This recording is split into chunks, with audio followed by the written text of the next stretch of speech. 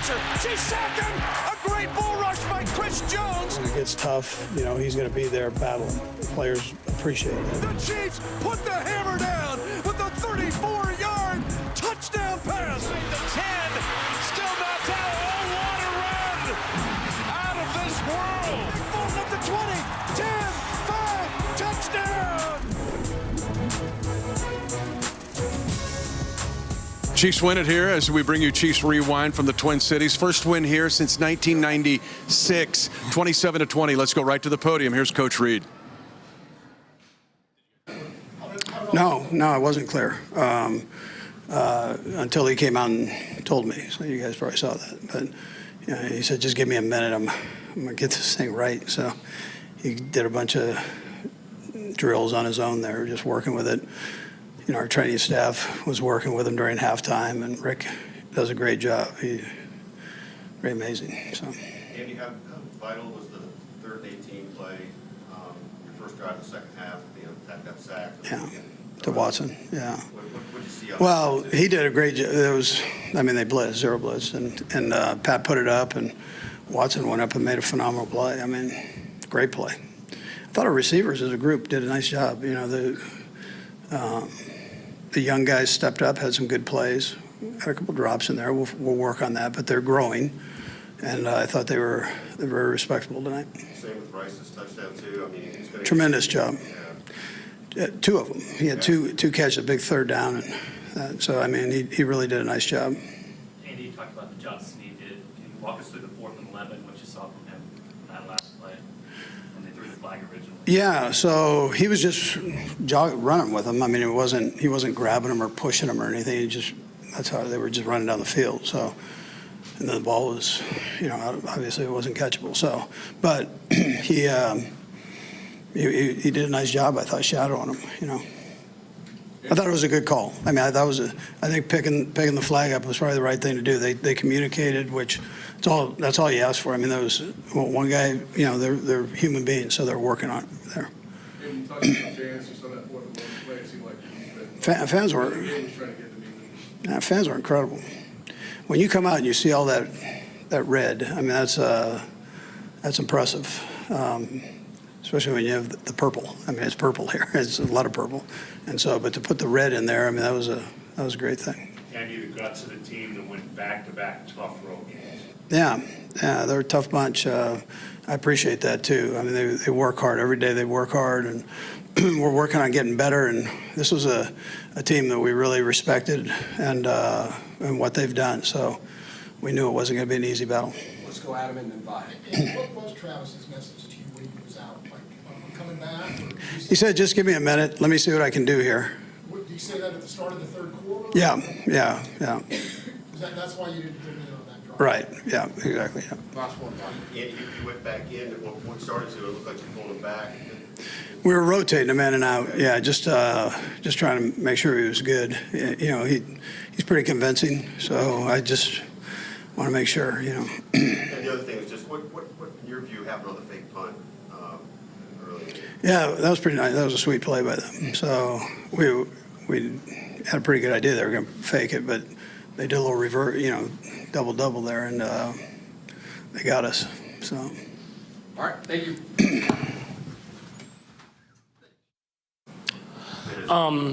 Yeah, it was a little weird because it happened right before half. And so we obviously had that 2-minute drive. And then you get back to the locker room. They're looking at it and stuff like that. But I knew, I mean, obviously all of it hurts. And if Travis is out of the game, it hurts. But I knew he was trying to get back in. And I feel like Travis has the same mindset as I do. You give him the window of, like, he can get back in the game, he's going to be back in the game. And so competitor, man. That's why he's one of the greatest, is that he'll battle through stuff like that and came back and made a lot of great catches for us. Speaking of which, that 3rd and 7 pass, I'm still not really sure how he caught it, but you know the one I'm talking about. Mm-hmm. What was your view of that, and how did that? Yeah, no, it was the DB played good coverage. I mean, it was man coverage. He played outside leverage. We were trying to run an out route type thing. And I stepped up in the pocket, and I was just give him a chance. Just put it up to the big guy, and he made a tough catch. He held on to it through into the ground. And once you're on the ground, you just got to get touched if you have possession. And so it was a big-time catch and a big moment in the game, and we obviously were able to go down and score after that. Patrick, I wanted to ask you about 2 plays on the first drive of the second half. The first one, Justin Watson's 3rd and 18. He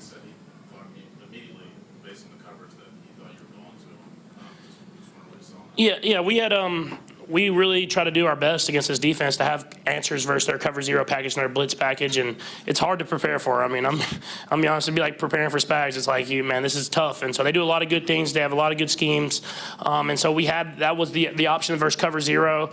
Obviously, we didn't want it to be that far backed up, and so the guy that was guarding, I think it was Marquez, fell off, and I didn't necessarily see it, but I put it up there for J. Watt to make a play, and he made a play for me. And so that was a big drive. That started that drive and got us going on the out of the half, and we were backed up, and that really could change the game. After Rush, you said that on the slam play, that was something you worked on, not knowing what coverage was going to be. I just wondered if you could go through that. Yeah, no, that's stuff that we've been trying to just keep those young guys learning. Learning versus coverage, not always going to be perfect. And I thought he did a great job. And it was right after, I think, the one that went over the top that we didn't work on that one, and he saw it, made adjustment, and made the play on the next one. And so that's what it's going to take. It's going to take a lot of guys that, as they get reps, learning from, I don't want to say mistakes, but learning from the miscues or whatever you want to call it, and then executing the next play. And they got to know that I'm going to keep firing it to them. I mean, that's just my mentality, is I'm going to keep throwing the ball to them. And I think you saw a lot of young guys step up and make plays today.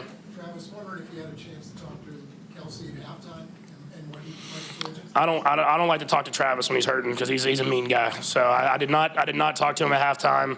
But I kind of just peeked in there and looked at Rick and just asked how he feeling. He said he's going to try to see if he can go. So at what point were you aware he was coming back in the game? When he came back in the game?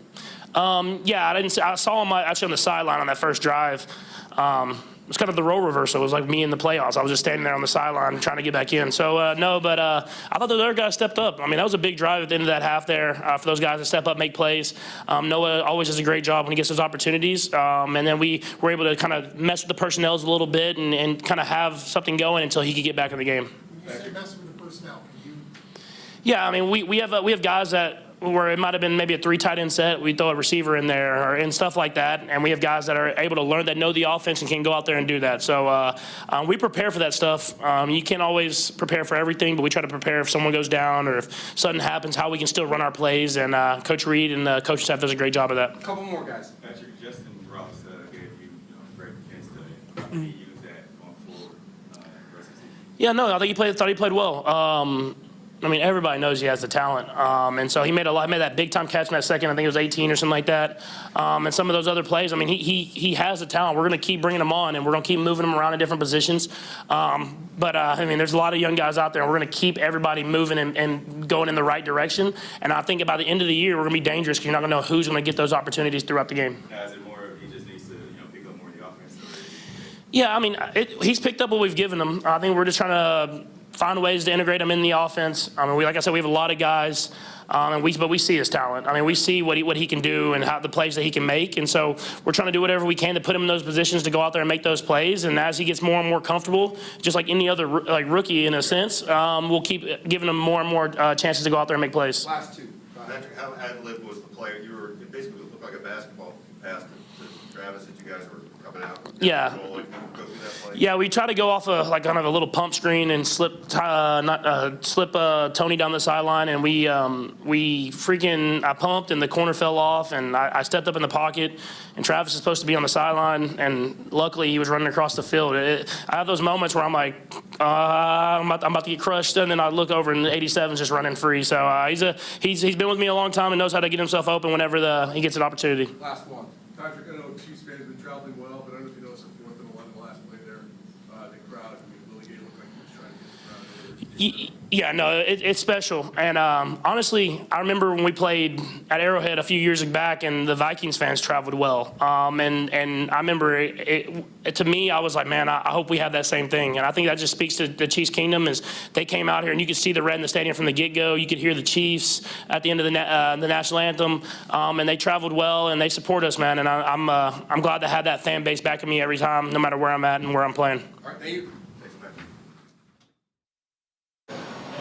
So an interesting presser there. The Chiefs win at 27-20 here with the Minnesota Vikings. First win here in the Twin Cities, again, since 1996. But the wide receiver room. I want to ask you about the 11-play, 75-yard drive that started the third quarter. It was on them, and they came through. Awesome drive for the Chiefs receivers there coming out of halftime. Really set the tone for the rest of the game, I think. Think of the guys that made plays. Rashee Rice had 2 catches on that drive. He had a 13-yarder early on the possession, also the 8-yard touchdown. Justin Ross had an 8-yard reception on that drive, and MVS had a 12-yard catch. But don't forget about Justin Watson's 33-yard reception on 3rd and forever. That's why the Chiefs are so difficult and frustrating, I'm sure, to play against. It's 3rd and forever. Minnesota has all the momentum in the world. Patrick Mahomes throws it up for his guy, and Justin Watson made a huge play. Game changer. I know he had the 41-yard touchdown against the Chargers, 67 yards against the Raiders in Week 18. That's his biggest play so far as a Kansas City Chiefs. But defensively, the Chiefs steal a possession and get the ball to jump on top 7-0, prying the ball out. The safeties were at work on that one. And this Minnesota atmosphere was incredible to start the game. This, in a lot of ways, was their Super Bowl, right? They're 1-3 coming into this game, hosting the defending Super Bowl champions. And right away, the Chiefs get a fumble recovery, and the energy was just sucked out of this place. And of course, Kansas City finished it with a touchdown. Huge way to start the game for Kansas City. And Justin Jefferson, he's the best receiver in NFL history after 3 seasons and 4 games, by far. It's not even close. The Chiefs shut him down. Justin Jefferson, maybe the best receiver in the NFL, had 3 catches for 28 yards. I think before the game, if I told you, hey, Justin Jefferson's going to have 6 catches for 100 yards and a touchdown, you'd be like, wow, we contained him, right? Well, they really contained him here today. Just 3 receptions, 28 yards. And don't forget about Mike Edwards' pass breakup on 3rd down for Justin Jefferson late in the game. Huge play. The Chiefs scored a touchdown right after that.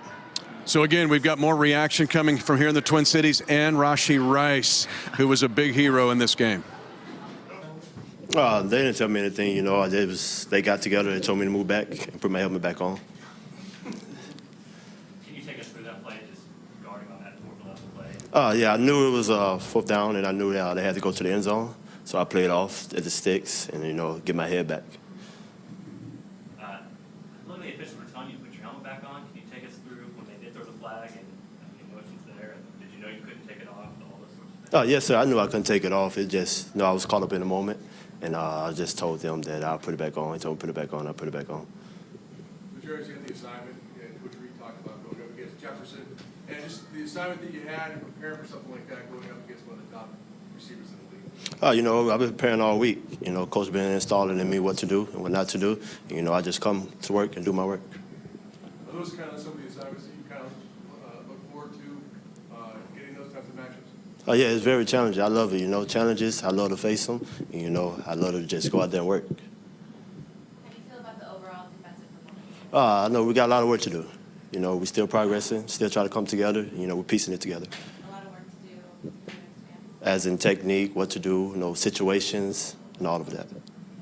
Jerry, do you agree that there shouldn't have been a flag on 4th and 11? Repeat. Do you agree they should pick up that flag on 4th and 11? Of course, because I got my head back. Drive where you guys, I think it was like 4 penalties on the defense, and Minnesota was able to get a field goal. Is that kind of like, I don't know how you look at that and being able to salvage something as opposed to You know, as a defense, that's careless mistakes. You know, we got to stop the penalties. You know, we home on that, and coaches home on that as well. You know, eliminate the penalties. What do you think of Travis today? A dog. He's out there on one leg, man. What a game for the wide receivers to win here 27-20 over the Minnesota Vikings. Rashee Rice. Let's go to that first drive of the third quarter and kind of walk us through that, how huge that was. Honestly, it was really huge just to be able to come out and start the half fast, knowing that it was up to us to kind of put the game away as soon as we could, and knowing that our defense was going to be able to stand behind us. You'd made 2 amazing catches on that drive. Let's take your first double-digit one. First of all, your guy, Jay Watson, gets the 33-yarder on 3rd and 17. What about that play? Because it led to your play. Thank you, Jay Watt. Nah, that was a great play. Toes down. I don't know. That was a real athletic play. Jay Watt's a great receiver, and he does that kind of stuff in practice. So we were just waiting for the rest to agree with us. Then you get the touchdown. Walk us through the touchdown on the slant. So, again, that was Jay Watt that helped me out on that, kind of taking that safety away, and me knowing that I was manned up with the nickel in front of me, just knowing I had to cross his face, and I got got the greatest quarterback that's going to make sure he puts it on the money, and all I have to do is make the catch. Kind of be big body down the red zone, knowing that someone's coming down here to take my head off. When do the play-by-play, it's the sweet nectar of the end zone. You've been there twice, getting used to it.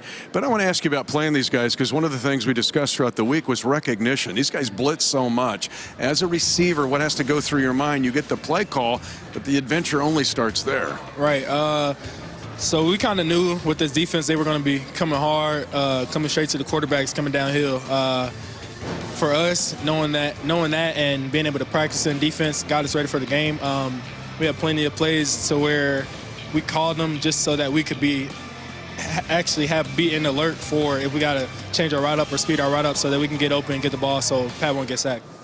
The other play that you'll forget is when you lowered your head and ran over the dude. You trucked the guy, looked like seventh grade big guy for running the football, but that's a first down, and when we had to run the clock. Yeah, I mean, to be honest, I'm looking for every moment possible to try to run somebody over. I knew that it was clutch, and at the end of the game, we kind of wanted to stay in bounds just so we could run the clock. And, I mean, I wasn't going to run out of bounds. He was kind of walking backwards as if he was expecting me to go out of bounds, so I just kind of put my head down and ran through him.